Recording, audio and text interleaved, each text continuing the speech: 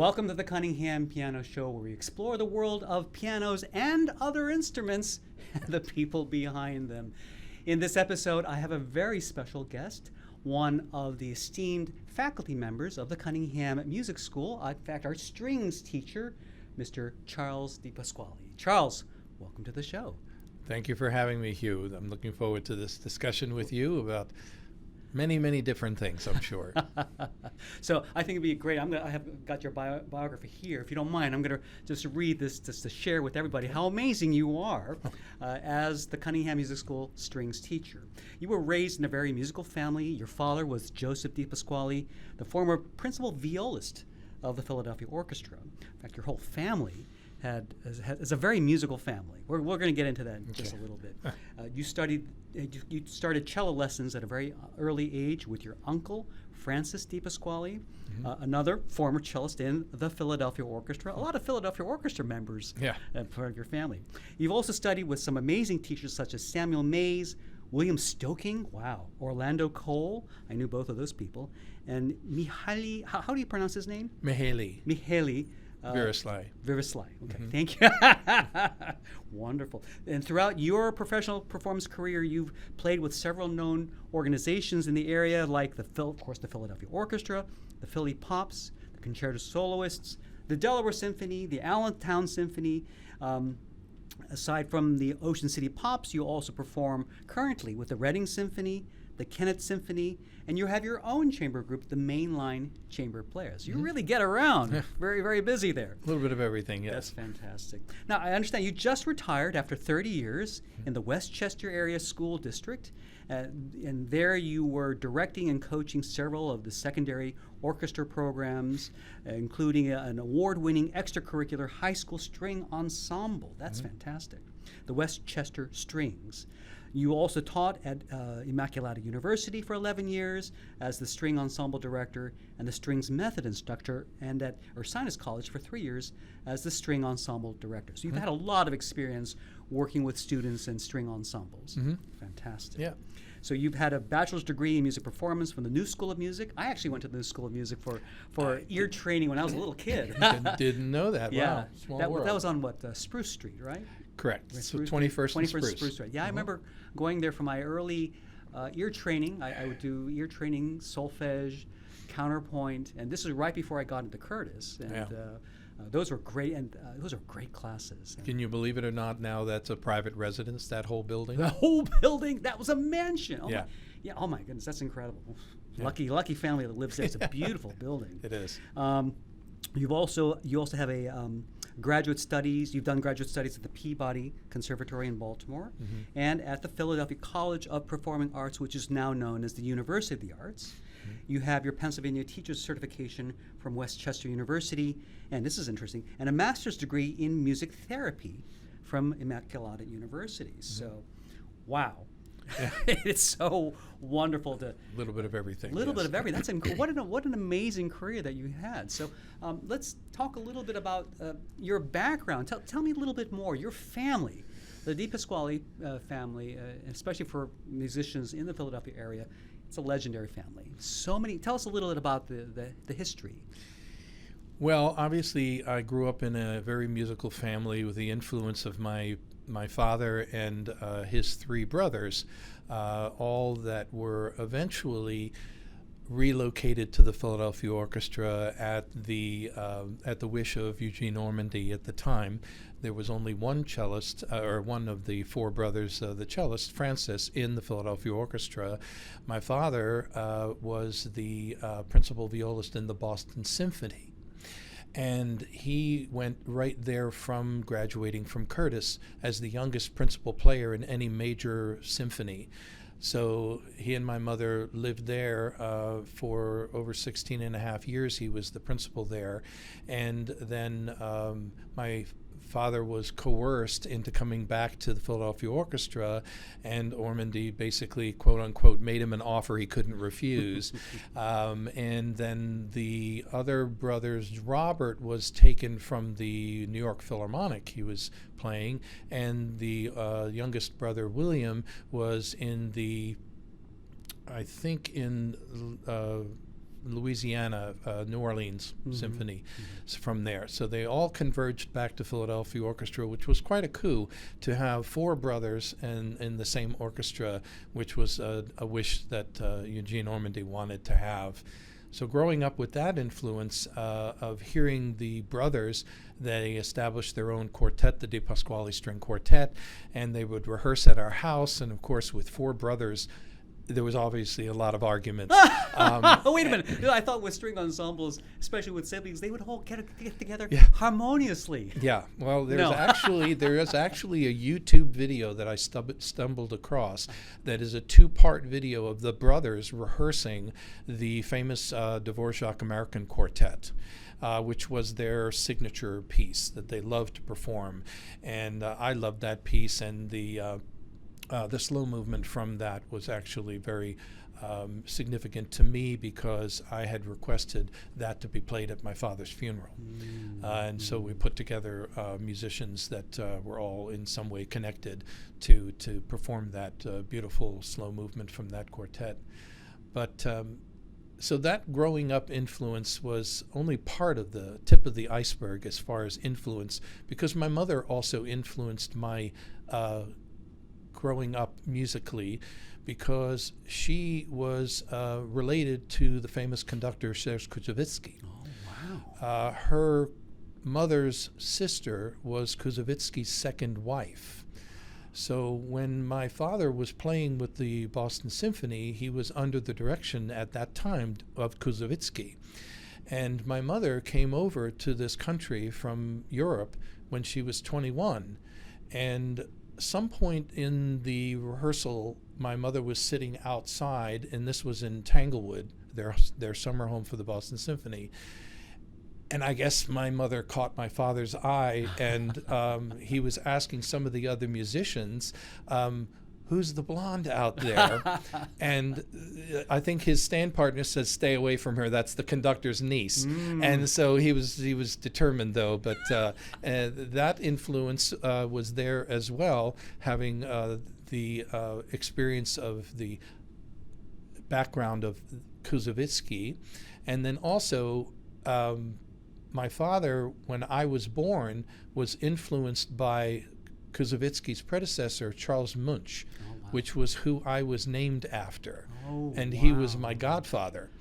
So here I have this influence of my mother's side of the family and the influence of the conductors, in addition to my father's musical family as well. So I was almost destined to have that kind of path to follow. Was it intimidating for you? In Definitely. terms of having, I remember working with your father at Curtis, because I was the director of instrumental accompaniment. I would work with the viola students, and your father was incredible and very intimidating as a teacher, but also very passionate and very giving in terms of what he wanted the best for his students. But it must have been somewhat intimidating. I wonder if you can tell me a little bit about that. Yeah. Intimidating is a perfect word for describing my father, but all the brothers were like that to some degree. My first teacher, Francis, was also very intimidating, and it was very tough to study with my uncle because he was a family member. I wasn't always the hardest worker back at that time, and so it took a while for me to finally understand the as you described, the passion that the brothers had in the way they communicated what they wanted.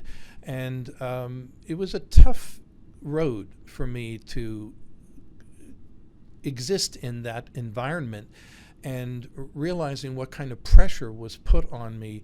My brother had tried to play an instrument as well, but he couldn't take it. And so I persevered and pushed through. And I think I fashioned a lot of my teaching methodology from my father, being somewhat intimidating myself. I've been told that, but at the same time also very passionate about what I want from my students and the desire to see them be successful. And so my approach may at first be perceived as being heavy-handed, but there's a definite passion behind it and desire to see them succeed. And you have the benefit of knowing what excellence looks like, what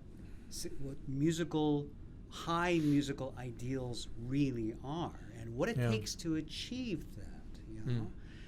I'm wondering what you. I want to jump into a little bit about your work in music therapy. I find that very interesting that you pursued that. What drew you to that? Well, music therapy was a degree of convenience more than anything else, because I needed a master's to continue on my educational path. In the school system, they're always kind of encouraging teachers to excel beyond their basic bachelor's degree. And so I was in the right place at the right time, and I had a connection to Immaculata already, so that I was able to, the only degree they had in music was in therapy. So the chair of the department at that time sort of tailor-made a degree that was really not therapy more than it was education. And so I sort of circumvented the degree of being a therapist.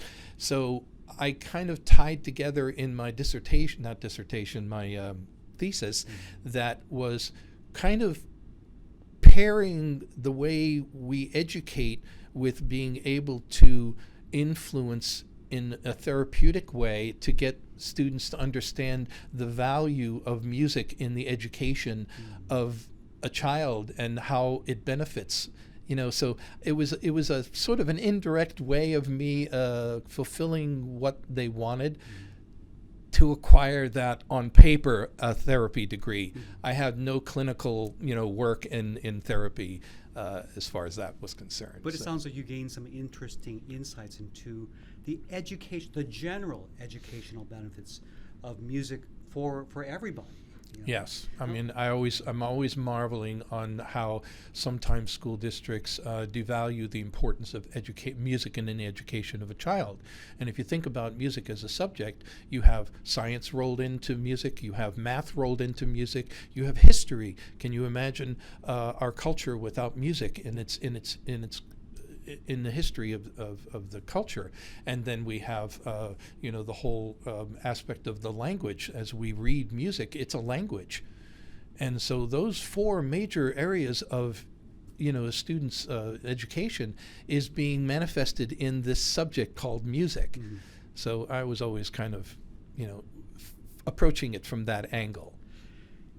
I hope you don't mind. I want to touch base a little bit on how you were able to find your unique approach to teaching, because I know I also had a very intimidating set of teachers when I was young. A lot of pressure, and a lot of discipline. I mean, things that I'm very, very grateful for as a professional. But when I'm not teaching now, but when I was teaching, I was very much of a mindset of, I know what excellence is, but at the same time, I really want the average person to fall in love with music, and I don't want to subject people to maybe the same rigors that I went through, because, to be honest, for some people, it can really turn you off. It can be very intimidating, right? It can be, for some people who have a natural talent and are willing to work hard, that's great. But I was also very conscientious of how challenging that can be, and I wanted to explore ways that encouraged and lifted up students when they maybe are just new to music. I'm wondering if you could speak to that a little bit, if that resonates with you. Well, influencing me from when I first started playing was obviously the teachers that I had, and without specifically saying who did what, some of my teachers were overly negative in their approach, and so the only way I knew I did something right is if they didn't have anything to say, which is not a good way to teach. But then at the other side, I also had somebody that was very positive, but everything I did was with a positive twist to it. Even though I knew that it didn't sound good, they would still find something nice to say.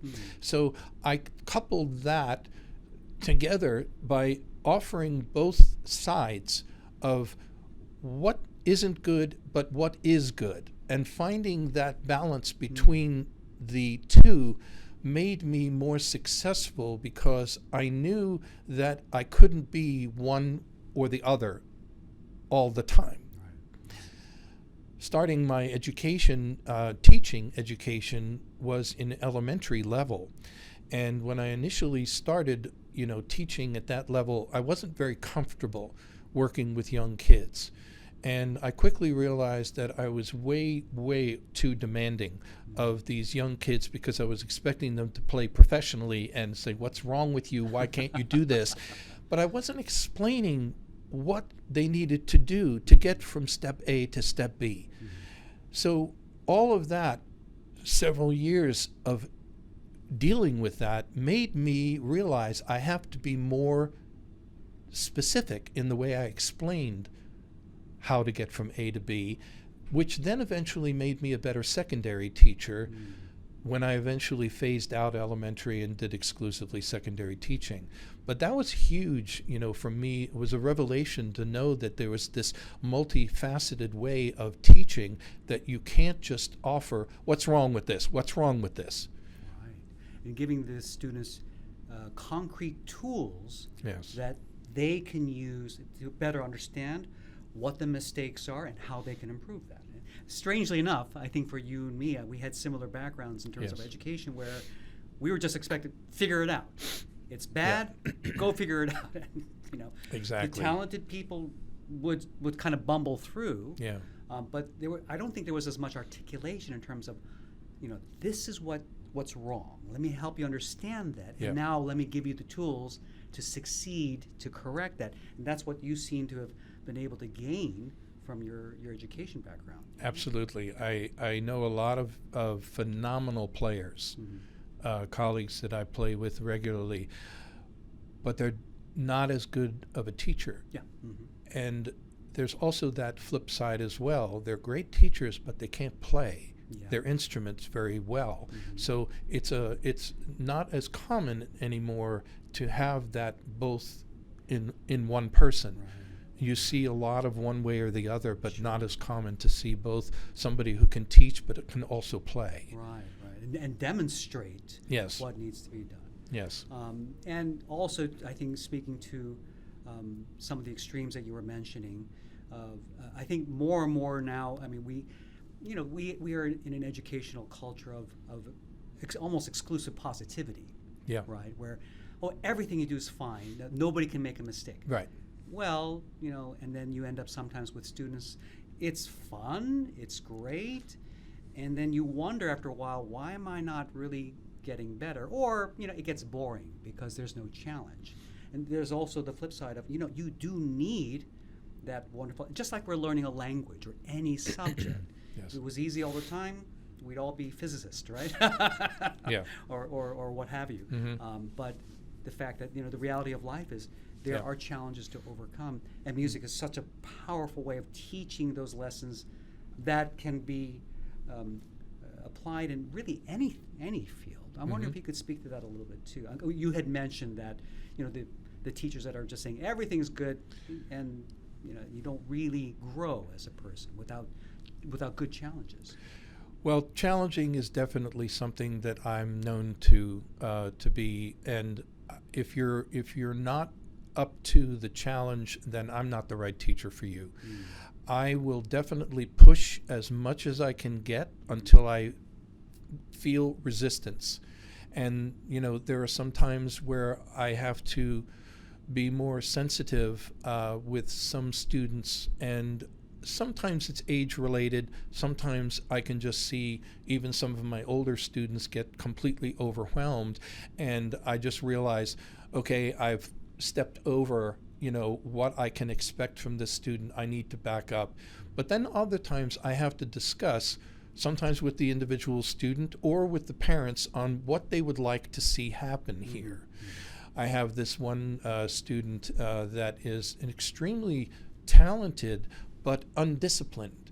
And I acquired him from having been playing for so many years, and I just recently acquired him as a student, that he has a lot of passion, he has a lot of musicality, desire, but there's no discipline on the detail of rhythmic accuracy, note accuracy, bowing accuracy. And so these are the things that I'm trying to now work with this student on, getting him to be a little bit more structured.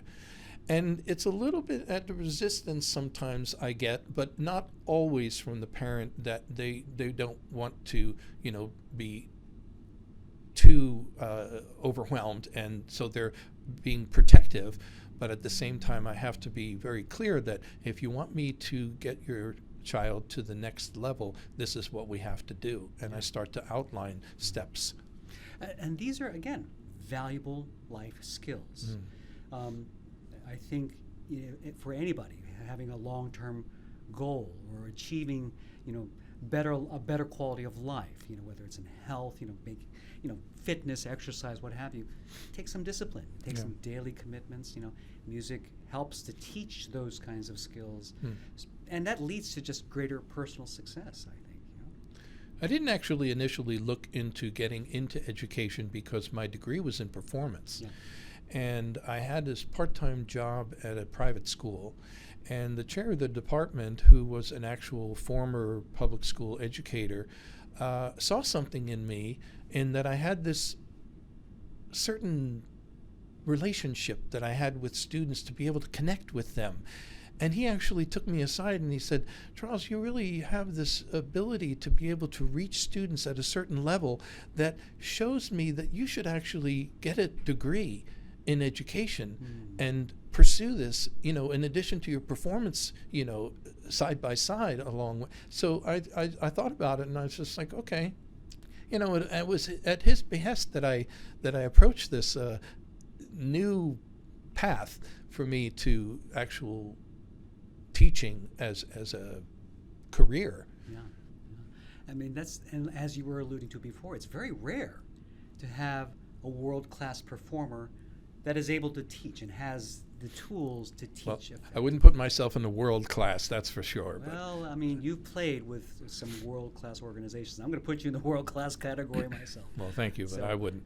Well, we are so privileged, here at Cunningham Music School, to have you as our strings teacher. And I wonder if we can spend a few moments explaining what string instruments you teach. It's not just cello you teach, right? Well, obviously cello is my professional instrument, and I can take that to a further level. But I can also teach the violin and the viola, to a degree the bass. But I'm not as comfortable with the string bass. But I can if I have to.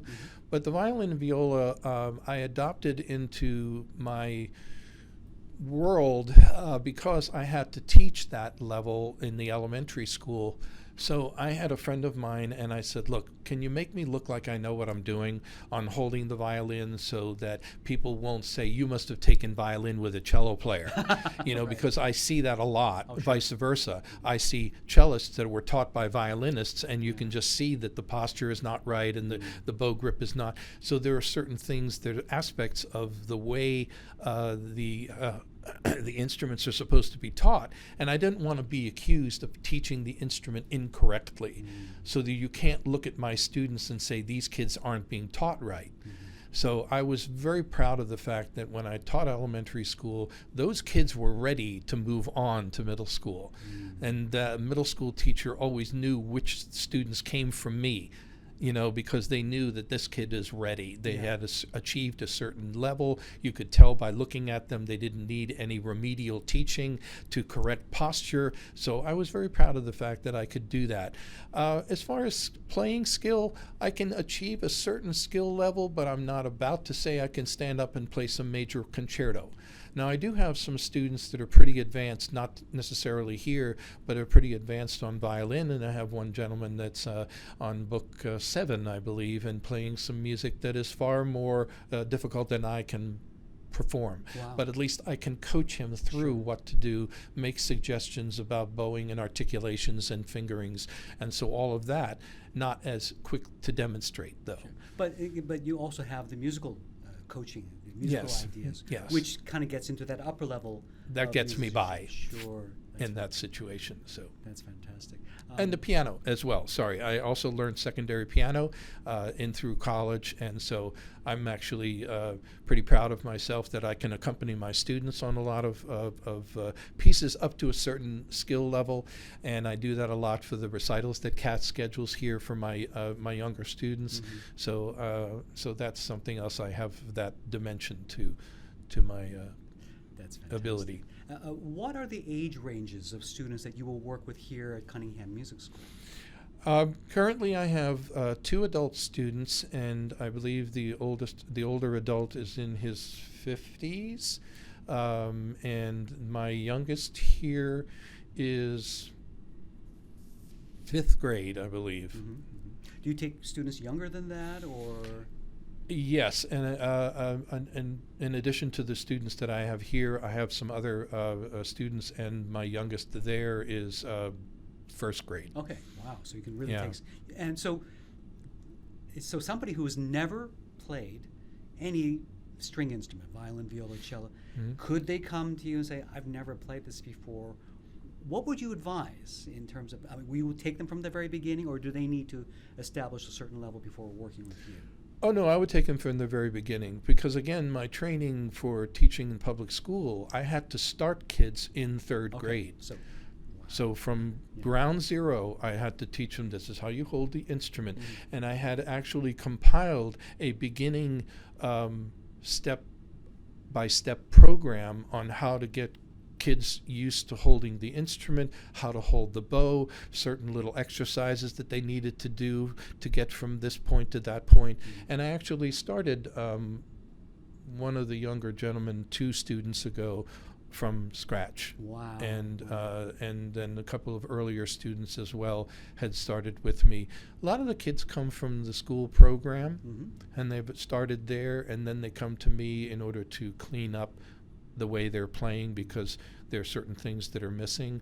And sometimes I have a little remedialization to do, but for the most part, I'm pretty successful in being able to take them, from having no knowledge whatsoever to being able to move through the books progressively through. That's fantastic. Are there any specific books that you prefer working through, or? I use the Suzuki repertoire. Obviously, I'm not a certified Suzuki teacher, and I know that there's certain expectations to be certified as a teacher for Suzuki, but I do appreciate the repertoire that was compiled. A lot of the material that is compiled in the earlier books are violin and piano tunes. In the book, for example, for cello, the first 3 books are violin piano tunes. You don't get to actual cello repertoire until you get to book 4. And that at that point, then I switch over to the actual repertoire books of the sonatas and the concertos that they would work on and take them out of the Suzuki books. Mm-hmm. But for the Suzuki books are very valuable, but they lack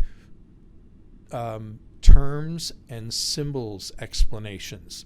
So then I use a more traditional method book training for very young kids that are used in public school, because in those books then you have a glossary that you can utilize as a way of describing this is what a staff is, this is what a sharp is, this is what crescendo means, this is what these symbols mean, so that they can always refer back to them as a source. Because the Suzuki methods, the repertoires are great, but it's mostly an ear-based training where they're just... Exactly. Yeah. When Suzuki started, his training was all by rote, and the kids didn't learn how to read notes, so they all just mechanical, I play, you play, I play, you play, and anything that needed to be explained in the way of music terms and symbols had to be verbalized by the teacher. There was nothing written in the books that explained what this meant. And then they would have to take notes in order to remember anything that was discussed or symbol that was in the music that, what's that, Right. you know. Yeah. So in a sense, you're blending the best of both worlds, using Yeah. the repertoire and the tools Yeah. from Suzuki, but also the traditional ability, which is very, very important, to be able to read traditional music notations, the notes and everything that are printed on music, and understand what Yeah. those things are. I mean, having taught cello longer, I've actually compiled a repertoire outside of the Suzuki books. I never used Suzuki books before I started teaching violin and viola, and then I started adopting that material that became more easily accessed by most families when they needed to look for a book that they could start with. And that's when I started using the Suzuki books. But I had compiled a whole repertoire list with other books and material for the cello path way before I started Suzuki. Wow. Again, I just want to emphasize how fortunate we are here at Cunningham Music School to have somebody like you. Thank you so much for being part of our faculty. I'm wondering if you could close off with just some of your thoughts in terms of your aspirations. What are some of your aspirations and hopes for the students you work with or for the school itself and your role in the school? Do you have any thoughts on the future? Well, I was always asked, do you enjoy teaching? And I said, well, yes, I always enjoy teaching because I like to see all of the hard work that I've worked with students and trying to communicate to them what they needed to do to be successful moving on from each level in public school, from elementary to middle to high school. But my hope when I have high school students is that they would want to continue playing their instrument and not just hang it up on the shelf when they leave and go off to school. Mm-hmm. And 90% of my students always look into the college choices if there is a music program for them to have an outlet to play their instrument, because I've instilled enough of a desire in them that they want to keep playing because they love their instrument and playing music so much. For me, that's most satisfying. As an adult, it's a different story when I have, at this point, I think I have about 6 adults. Some of them come back to it having played for so many years, shelved it, and then came back to it and want to relive the enjoyment that they had. And so there's a satisfaction there as well to seeing progress, to seeing that level of enlightenment that they've finally been able to put this together because we've worked so hard on achieving this step and moving on from this piece to that piece. One of the things I really appreciate about this school and what CAT does to this program is giving the students an opportunity to play in these recitals because it gives them a goal. And this is a motivator for these students. Yes, they still play in their school groups, and that's important. But when they don't have an outlet, some of my students don't have the ability to be able to play in their school group because of the scheduling in their classes that they just couldn't take orchestra. So they don't have any sort of a motivation behind the lesson itself. And so sometimes it's really important that they have this competitiveness of being in their school group because they want to be better than this kid. But then I have a lot of the kids wanting to pursue the youth orchestra opportunities that we have in this area. Obviously, with the Philadelphia Orchestra, I teach up in Bucks County, which is there's a huge youth orchestra system, the Bucks County Youth Orchestra system. And of course, we have the Chester County and the Delaware County, all of these outside opportunities. So if they can't play in the school, maybe they can get involved in one of these groups and give them that motivation. That's fantastic. Charles, thank you. Thank you so much for not only being part of the Cunningham Music School, but for all that you do to bring the gift of music to so many students of all different ages. And we look forward to seeing your passion passed on, hopefully for a long time to come. Well, hopefully that will be too. All right. Thank you. Absolutely. For the Cunningham Piano Show, we should probably rename this the Cunningham Piano Music, Violin, Cello, Viola Show. I'm Hugh Sung. Thank you so much for watching, and we'll see you all next time.